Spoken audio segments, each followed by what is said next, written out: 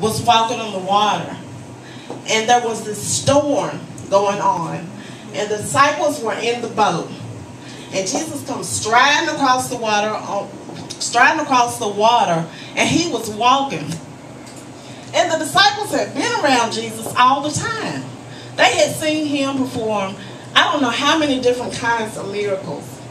But when they got in that storm, they got afraid. Just like we do.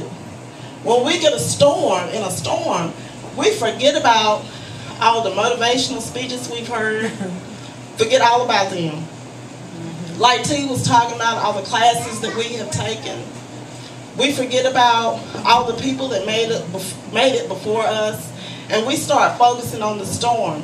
And you know, I can just imagine the disciples on that boat. When I was reading the scripture, the word said they were just trying to hang on and make it. And I think the storm stopped around 3 a.m. You know, and they on the boat just trying to hang on. If I just hang on to make it through the storm. And we do the same thing. Lord, if you just get me through this. You know, if you just get me through the night. If you just get me through the struggle. If you just get me through the layoff. And that type of thing. But there was one person on the boat that trusted when he looked out. He didn't at first, but when he looked out, mind you, he'd been with Jesus all the time. And he looked out across the water and said, Jesus, is that you? Like he didn't know who he was. Been with the man every day. Is that you? And Jesus said, of course it's me.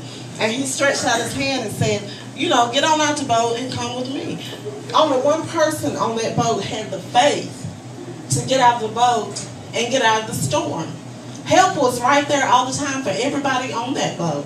But there was one person that believed, and all the teaching that he had received, all the motivational classes that he had attended, all the Sunday school lessons that he had heard, and he stepped out of the boat and moved forward.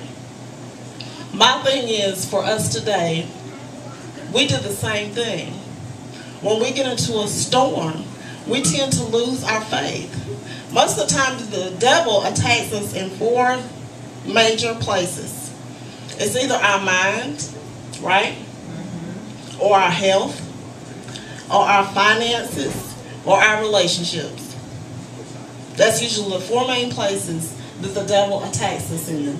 And the particular example in the Bible, it was an attack of the mind.